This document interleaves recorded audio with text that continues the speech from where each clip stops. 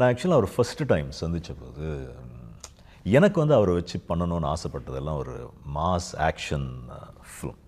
Okay, அதுதான் பண்ணணும்னு நான் ஆசைப்பட்டேன். அடிதடி அடிதடி. அவர் சொன்ன ஒரு வார்த்தை, I want to do the role of a common man. இந்த ஊரை காப்பாற்றுற கதை, நாட்டை காப்பாற்றுற கதை, அதெல்லாம் வேணாம். ஒரு சென்சிபிளான, ஒரு ரியலிஸ்டிக்கான ஒரு படத்தை பண்ணுவோம். அண்ட் இந்த படம் வந்து எல்லா ஆடியன்ஸுக்கும் ஏற்புடையதாக அமையணும்.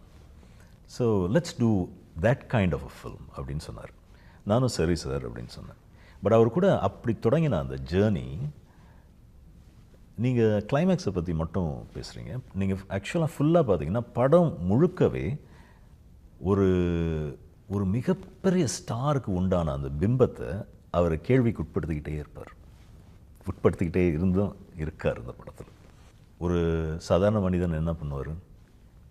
he goes through insults, he goes through humiliations sometimes உறவு முறைகள் வந்து கசந்து போகும். சரியா?